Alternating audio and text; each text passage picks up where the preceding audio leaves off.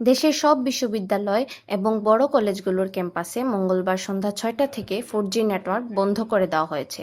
এতে ওইসব এলাকায় মোবাইলে ইন্টারনেট সেবা পাওয়া যাচ্ছে না। সরকারি চাকরিতে কোটা ব্যবস্থা সংস্কারের দাবিতে চলমান আন্দোলনে মঙ্গলবার দেশের অনেক স্থানে দিনভর সংঘর্ষ হয়। এতে বহু হতাহতের ঘটনা ঘটে। অনেক ক্যাম্পাসে থমথমে অবস্থা বিরাজ করছে। এর মধ্যে পরিস্থিতি নিয়ন্ত্রণে আনতে সন্ধ্যা থেকে ইন্টার সেবা বন্ধ করা হয়েছে।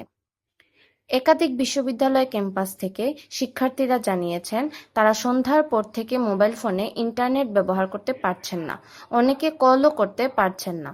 সূত্র জানিয়েছে, বিশ্ববিদ্যালয় ও কলেজ ক্যাম্পাসগুলোতে 4G নেটওয়ার্ক বন্ধ করার নির্দেশ দিয়েছে বাংলাদেশ টেলিযোগাযোগ নিয়ন্ত্রণ কমিশন (বিটিআরসি).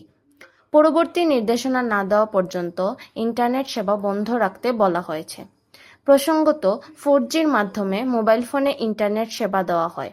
তা বন্ধ করে 2Gতে নামিয়ে আনলে শুধু কথা বলা যায়, ইন্টারনেট ব্যবহার করা যায় না।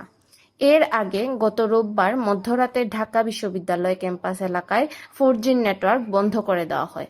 দেশের ক্যাম্পাসগুলোতে মোবাইলে ইন্টারনেট সেবা বন্ধ।